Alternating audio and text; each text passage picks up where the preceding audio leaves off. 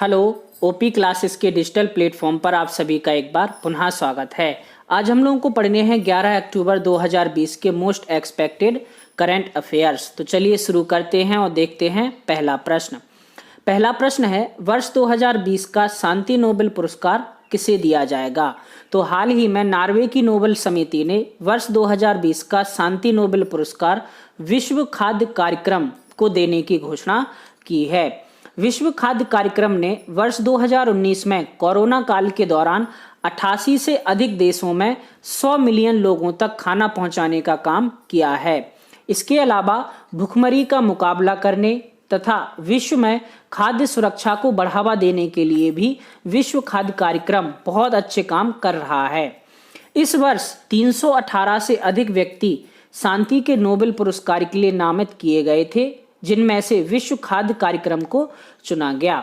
विश्व खाद्य कार्यक्रम की स्थापना वर्ष 1961 में हुई थी, जबकि भारत वर्ष 1963 में इसका सदस्य बना था। विश्व खाद्य कार्यक्रम का मुख्यालय इटली के रोम में स्थित है, जबकि 80 से अधिक देशों में इसके क्षेत्रीय कार्यालय भी हैं।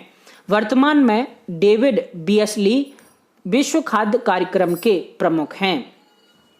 चलिए देखते हैं हमारा आज का दूसरा प्रश्न है, डीआरडीओ ने किस नाम की स्वदेश में विकसित एंटी रेडिएशन मिसाइल का सफल परीक्षण किया है?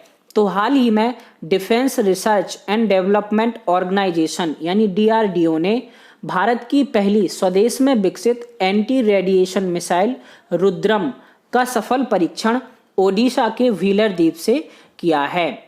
इसका परीक्षण सुखोई 30 लड़ाकू विमान से किया गया तथा यह भारत की पहली एंटी रेडिएशन मिसाइल है। इस मिसाइल को कितनी भी ऊंचाई से दागा जा सकता है तथा इसकी रफ्तार रेंज के हिसाब से अलग अलग होती है।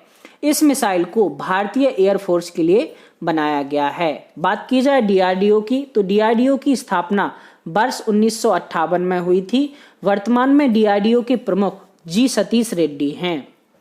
चलिए देखते हैं हमारा आज का तीसरा प्रश्न है, निम्न में से कौन हाल ही में युद्ध सेवा मेडल पाने वाली पहली महिला बन गई हैं? तो हाल ही में मिंटी अग्रवाल को युद्ध सेवा मेडल दिया गया तथा वे युद्ध सेवा मेडल पाने वाली पहली महिला बन गई हैं। मिंटी अग्रवाल ने बालाकोट एयर स्ट्राइक के समय उड़ान नियंत्रक की भूमिका निभाई थी। 26 फरवरी को बालाकोट एयर स्ट्राइक के बाद 27 फरवरी को जब पाकिस्तान के विमानों ने भारत में घुसने की कोशिश की थी, तो मिंटी अग्रवाल ने फाइटर कंट्रोल के तौर पर समय समय पर एयरफोर्स को अलर्ट किया था। चलिए देखते हैं हमारा आज का अगला प्रश्न है, यूरोपीय संघ की संसद ने 2030 तक कितने प्रतिशत कार्बन उत्सर्जन में कटौती हेतु मतदान किया है? तो हाल ही में यूरोपीय संघ की संसद ने वर्ष 1990 के मुकाबले 2030 तक 60% कार्बन उत्सर्जन कम करने के लिए मतदान किया है। वर्तमान में चीन दुनिया का सबसे बड़ा कार्बन उत्सर्जक देश है। बात की जाए यूरोपीय संघ की, तो यूरोपीय संघ की स्थापना 1 नवंबर 1993 को नीदरलैंड के मॉस्ट्रिच में हुई थी। यूरोपीय संघ का मुख्यालय बेल्जियम के ब्रुसेल्स में स्थित है। यूरोपीय संघ के संस्थापक देशों में Germany, Italy, France, Netherland, Belgium तथा लग्जमबर्ग शामिल हैं। वर्ष 2012 में यूरोपीय संघ को शांति का नोबेल पुरस्कार भी दिया गया था। चलिए देखते हैं हमारा आज का पांचवा प्रश्न है, भारत में सल्फर डाइऑक्साइड के उत्सर्जन में कौन प्रथम स्थान पर है? तो हाल ही में ग्रीन पीस इंडिया तथा centre for research on energy and clean air की रिपोर्ट में मध्य प्रदेश के सिंगरौली को सल्फर डाइऑक्साइड का सबसे बड़ा उत्सर्जनकर्ता घोषित किया गया है। सिंगरौली उत्तर प्रदेश के सोनभद्र जिले के दक्षिण में तथा मध्य प्रदेश का एक जिला है जो सबसे ज्यादा सल्फर डाइऑक्साइड का उत्सर्जन करता है। इस लिस्ट में दूसरे स्थान पर तमिलनाडु का नेवेली तथा तीसरे स्थान पर छत्तीसगढ़ का कोरबा है। भारत विश्व में लगातार 5 सालों से सल्फर डाइऑक्साइड के उत्पादन में पहले स्थान पर है और यह भारत के लिए एक बुरी खबर है।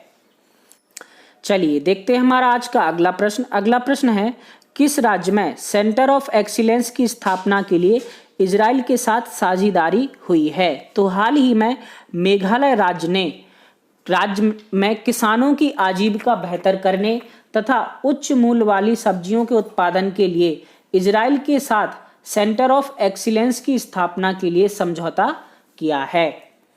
चलिए देखते हैं हमारा आज का 7वां प्रश्न। 7वां प्रश्न है, इनमें से किसने हाल ही में GSFC के द्वारा विकसित कैल्शियम नाइट्रेट और बोरोनेटेड कैल्शियम नाइट्रेट के स्वदेशी किस्म को लॉन्च किया है? तो हाल ही में केंद्रीय रसायन एवं नौवहन राज्य मंत्री श्री मनसुख मंडाविया ने GSFC के द्वारा विकसित कैल्शियम नाइट्रेट और बोरोनेटेड कैल्शियम नाइट्रेट के स्वदेशी किस्म को लॉन्च किया है।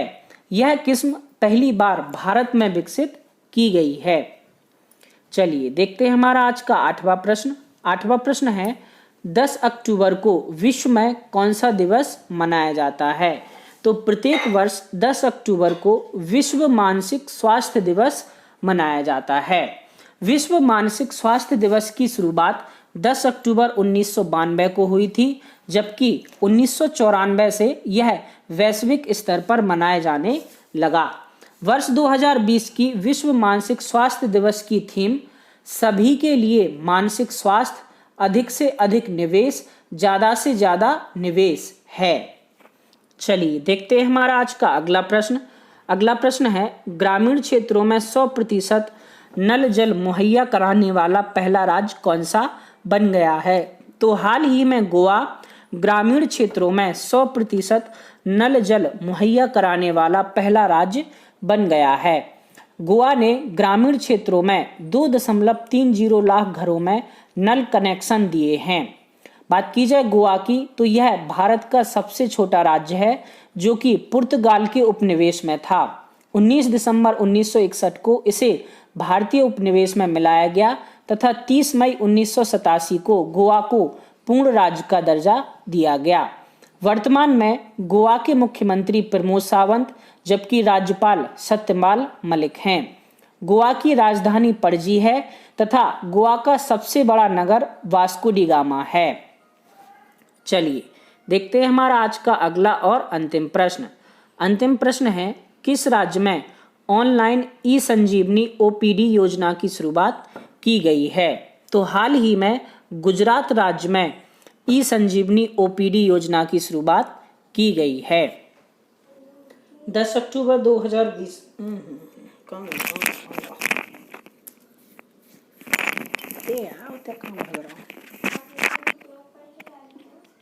कौन हो?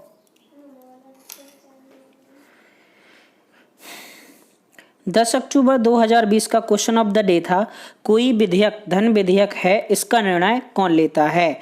तो किसी विधेयक के धन विधेयक होने का निर्णय लोकसभा अध्यक्ष द्वारा लिया जाता है। इसके अलावा सेशन ऑफ द डे का प्रश्न था, रामविलास पासवान कितनी बार लोकसभा से सांसद चुने गए थे? तो रामविलास पासवान 9 बार लोकसभा से सांसद चुने गए थे।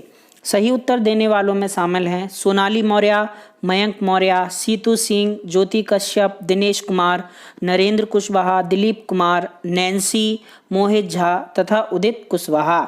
सभी को बहुत बहुत बधाई। 11 अक्टूबर 2020 का क्वेश्चन ऑफ द डे है आपका, देश का सबसे बड़ा वाणिज्यिक बैंक है SBI, RBI, ICICI, IDBI।